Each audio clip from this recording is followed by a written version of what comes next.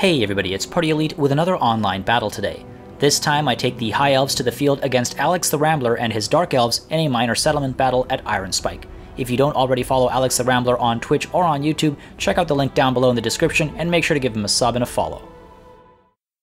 Alright, as always we're going to start with a conversation about composition and deployment. As you can see, both of these armies are relatively evenly sized. Let's start with a conversation about my High Elves. To the left here you'll see Tyrion is in command, and on the right we do have a Mage of High Magic. Frontline consists of 3 units of Swordmasters of Hoeth with armor-piercing and anti-infantry capabilities. Right behind them, 3 units of archers with tremendous range. Either flank is covered by the White Lions of Shrace with their armor-piercing. They're able to come in with rear and flanking maneuvers, able to provide that extra morale damage, while at the back I have 3 units of Spearmen trying to protect the archers from enemy flanking maneuvers. And off to the side over here you'll see the Dragon Princes tucking into the trees, trying to prepare for some flanking opportunities of their own. Meanwhile, we do have the Dark Elves over here, led by Malekith at the back right now. Up front, we have 4 units of Dark Shards, and right behind them, we do have the Blackguard Corsairs, 2 units, as well as 2 units of Dread Spears, and a unit of Blackguard of Nagaron. These guys are armor-piercing and anti-large. They're very capable against cavalry. And then off to the right over here, we have 2 units of Dark Riders with shields, and we also have, of course, the War Hydra, while on the left, we have 2 units of Harpies trying to push in and shut down range support as quickly as possible. So with all that said and done, let's take a look at how this all breaks down. Right away, of course, I do start to push forward. I want to take advantage of my range, so I creep forward ever so slightly, ever so slowly, just wanting to shoot down enemy range support as quickly as possible. Again, I love taking care of enemy range support nice and early just to make sure it's not there to cause some damage. Meanwhile, you'll see I do notice those cavalry units pushing off to the side, the Dark Riders, so I do turn my Spearmen here, peeling them off to the side to try and hold against any charges that might come in from there, while off to the right I do send these Spearmen as well, holding the line against these Harpies if they decide to pour in from this side, while you'll see the archers do let loose, opening shots into the Dark Shards, causing a decent amount of damage that first volley, bringing their health down to about half, reducing their morale significantly as well. Get a second volley in there, try to destroy these guys' will to fight.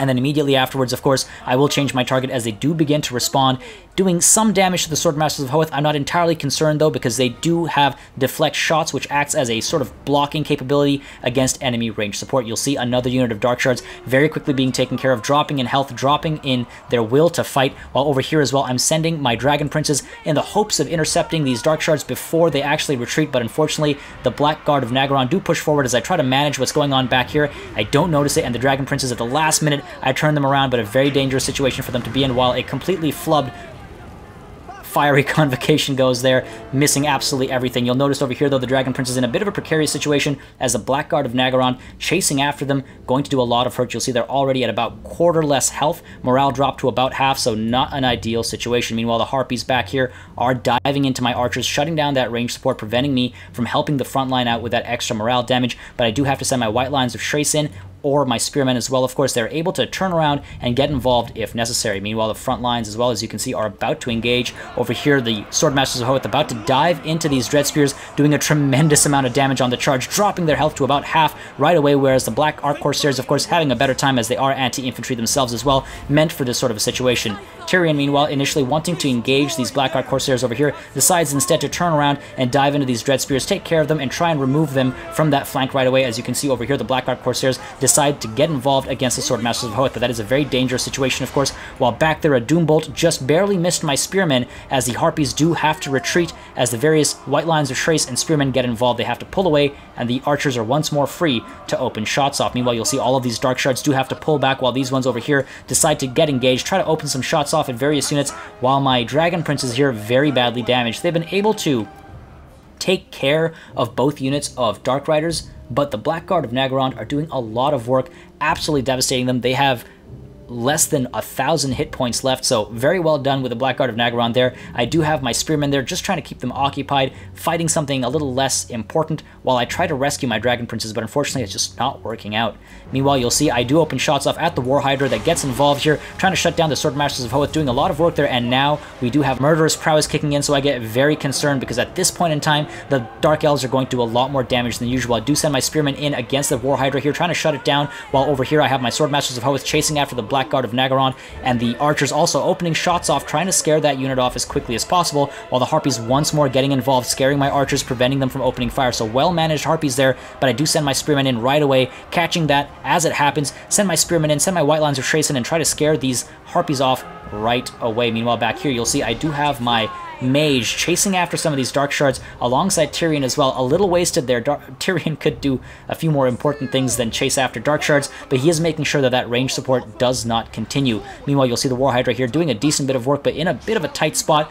The Swordmasters of Hoeth aren't doing terribly, and of course the Spearmen are providing some assistance as well, while you'll see the Blackguard of Nagaron are having a great time defeating my Spearmen, but of course now that the Swordmasters of Hoeth are there, they're going to make very quick work of those halberd-carrying infantry. Meanwhile, you'll see over here, Malekith is going toe-to-toe with a couple of my units here, not having the best of times against the Swordmasters of Hoeth. They are, once again, armor-piercing and anti-infantry, so they will do well. Meanwhile, the Warhydra here turns around and decides to use its fiery breath against these Spearmen as they engage him, doing a great deal of damage, dropping their morale instantaneously, dropping their health as well, and then continuing to beat away at them to scare them off the field. And you'll see over here, I do have these Dark Shards engaged by my mage, as I mentioned, trying to send her in to shut these guys down. You'll see getting a shatter there, in fact, and Tyrion here as well, trying to shut down some of these units as they provide some range support, firing into my Dragon Princes, who in turn respond with a charge, of course, shutting down those Dark Shards, trying to scare them off the field, once again get rid of that morale support, while over here Doombolt comes in, a suicidal Doombolt if I've ever seen one, doing a lot of hurt to my White Lions of Thrace, but Malekith now is routing, not really willing to stick around anymore. He's pulling away from the fight,